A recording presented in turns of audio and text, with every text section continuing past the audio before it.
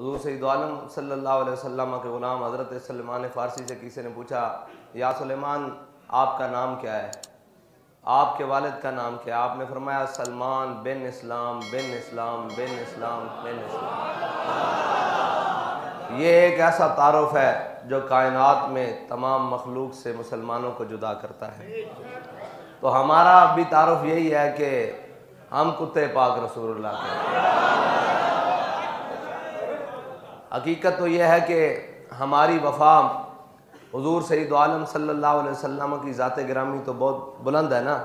हमारी वफ़ा तो उस वफ़ादार रसूल से है जिसने अपनी सारी ज़िंदगी हुज़ूर के साथ वफ़ा में गुजार दी। हमारी वफ़ा का तकाज़ा ये है कि जो नज़रिया, जो सोच, जो रास्ता वो हमें देकर गए, हम उस पर कारबंद रहें, ना उससे एक इंच आगे ना एक सूतर पीछे।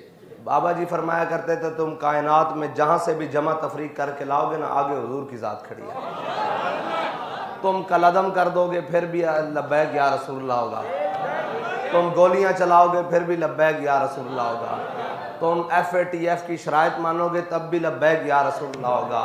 कौम महंगाई में जब पिस जाएगी, भूख अफलास हर चीज़, याद रखना उसका इलाज भी लब्बैक या रसूलुल्लाह होगा। हर चीज़ का इलाज लब्बैक या रसूलुल्लाह होगा। और अगर किसी के दुखों का मदावा होगा तो वो हुजूर के नाम से ही होगा, वो इसी निज़ाम से होगा, वो निज़ाम अदल कायम करने से होगा जो मेरे आका व मौला सल्लल्लाहु अलैहि वसल्लम देकर गए। उस कुरान से होगा जो मेरे आका व मौला सल्लल्लाहु अलैहि वसल्लम के क़ल्ब अतहर पर नाज़िर हुआ। और कायनात में किसी दुख का, किसी मर्ज़ का मदावा कहीं और से नहीं है।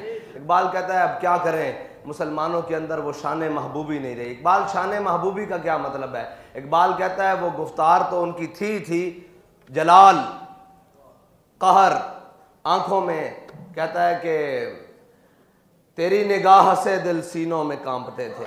तेरी निगाह से सिर्फ तू देखता था तो सीनों में दिल फड़क उठते थे। कहाँ गई है वो निगाह? और इसलिए वो निगाह के वो यूरोप ने खीरा कर दी है, यूरोप ने बर्बाद कर दी है। यूरोप ने वो दिखाकर, वो सुनाकर, वो मंजर लाते हैं सुरूर अव्वल देते हैं शराब आखिर देकर, मुसलमानों की निगाह को ख़राब कर दिया। इकबाल कहता है तेरी निगाह से दिल सीनों में कांपते थे, खोया गया है तेरा वो जज्बे कलंदराना। सच्ची बात है, हम देखते थे इतनी मुश्किलात, इतनी धमकियाँ और इतने मामलात, बाबा जी सिर्फ ऐसे मुड़कर देखते थे ना तो सारी सफाई हो जाती थी, सिर्फ एक तिरछी निगाह से। वो क्या था, उसके अंदर कमाल क्या था? एक अपने आका और मौला सल्लल्लाहु अलैहि वसल्लम से वफादारी थी और दूसरा उस आंख में हया बड़ा था, उस आंख में हया बड़ा था। हमारे आका और मौला सल्लल्लाहु अलैहि वसल्लम ने फरमाया अल हया मिनल ईमान, ईमान और हया ऐसे हैं, जब ईमान जाता है तो हया भी चला जाती है और जब हया जाती है तो ईमान भी चला जाता है। देखें आप, शर्त देखें, फरमाया हया जाए तो ईमान चला जाए और ईमान चला जाए तो हया, यानी कि ईमान के साथ हया रहती है और हया के साथ ईमान रहता है। अब जिनमें से दोनों निकल जाएं वो भी मुसलमान है। वो जिनमें से दोनों चीज़ें निकल जाएं, ना ईमान मौजूद हो ना हया मौजूद हो, वो क्या मुसलमान है? वो तो रहती नहीं है।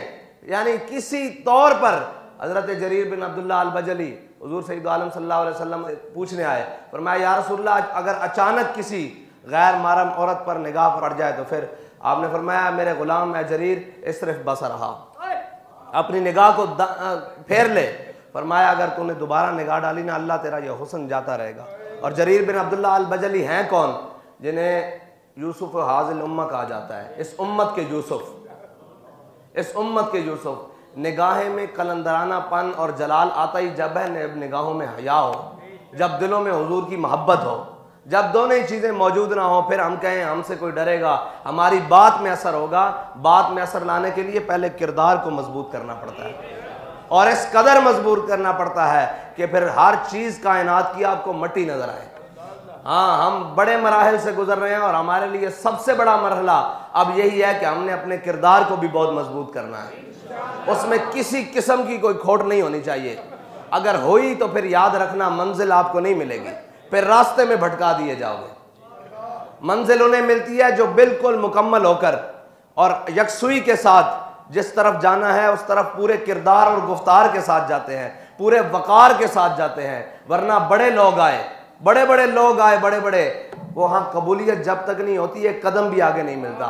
इसका मतलब है जहाँ तक आप जा रहे हैं, जैसे जैसे मंजिल की जानिब जा रहे हैं, आपकी मदद हो रही है। आपकी मदद इसलिए हो रही है कि आपके दिलों में हुजूर सय्यद आलम सल्लल्लाहु अलैहि वसल्लम की सच्ची मोहब्बत मौजूद है।